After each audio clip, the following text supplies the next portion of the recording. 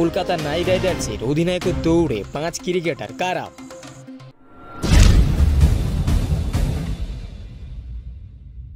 চব্বিশ এবং 25শে November IPL 2025 mega নিলামের আগে প্রস্তুতি নিচ্ছে সব দল।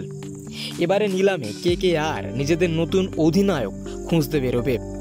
2024 IPL চ্যাম্পিয়ন হওয়া সত্ত্বেও কলকাতা নাইট রাইডার্স তাদের পূর্ববর্তী অধিনায়ক শ্রেয়াস আইয়ারকে বাদ দিয়েছে, যা কিছুটা চমকপ্রদ। যদিও KKR এর হাতে আর কোনো রিটেনশন বা RTM বিকল্প নেই, তবুও তারা এমন কিছু খেলোয়াড়দের দিকে নজর রাখবে যারা ভবিষ্যতে দলের নেতৃত্ব দিতে সক্ষম। তাহলে কাদের KKR অধিনায়ক হিসেবে অধিকার করবে, যারা IPL 2025 মেগা নিলামে KKR এর টার্গেট হতে পারে? প্রথমে আছে ঋষভ পান্ত।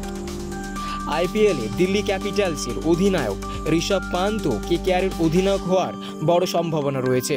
পন্ত ভারতীয় দল এবং দিল্লি ক্যাপিটালসের হয়ে নেতৃত্ব দিয়েছেন এবং তার নেতৃত্বে দিল্লি 2021 সালে প্লে অফে পৌঁছেছিল। পন্ত আগ্রাসী ব্যাটিংয়ের জন্য পরিচিত এবং তার মধ্যে নেতৃত্ব গুণ রয়েছে।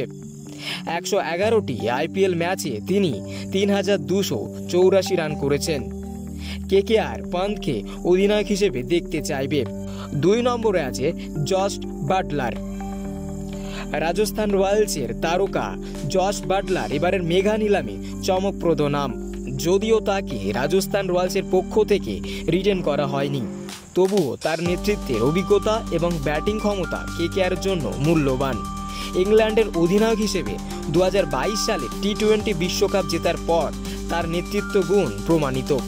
107টি IPL ম্যাচে তিনি 3582 রান করেছেন, যার মধ্যে 7টি সেঞ্চুরি রয়েছে।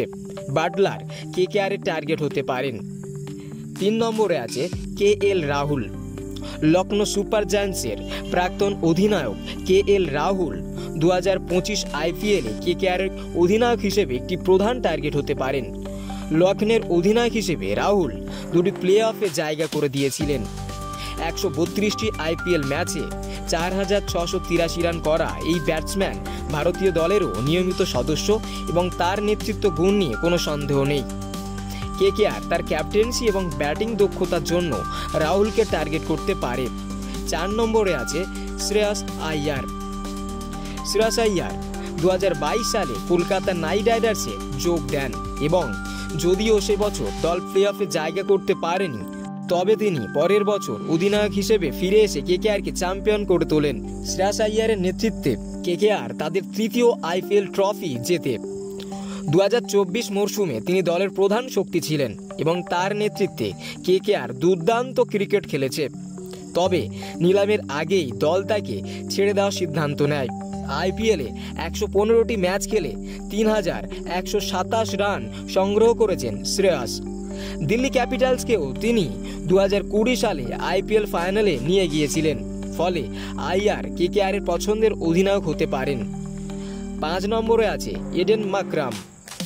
দক্ষিণ আফ্রিকার অধিনায়ক এডেন মাকরামও KKR এর অধিনায়ক হওয়ার জন্য এক সম্ভাব্য বিকল্প হতে পারেন। 2024 T20 বিশ্বকাপে দক্ষিণ আফ্রিকাকে ফাইনালে নেতৃত্ব দেওয়ার পর মাকরামের নেতৃত্ব গুণ আন্তর্জাতিক অঙ্গনে আরও দৃঢ় হয়েছে। 44টি IPL ম্যাচে তিনি 995 রান করেছেন এবং তার শক্তিশালী ব্যাটিং এবং নেতৃত্বে KKR এর জন্য বড় প্রাপ্তি হতে পারে। IPL 2025 মেগা নিলামে KKR তাদের নতুন অধিনায়ক নির্বাচনে কিছু বড় সিদ্ধান্ত নেবে। Shreyas Iyer, Rishabh Pant, Jos Buttler, KL Rahul এবং এডেন মাকরাম এই 5 জন অধিনায়ক হওয়ার জন্য আদর্শ প্রার্থী। কোন একজন অধিনায়ক KKRকে তাদের আগামী কয়েক বছরের সফলতার দিকে নিয়ে যেতে পারে, সে বিষয়টি দেখার জন্য এখন অপেক্ষা করতে হবে।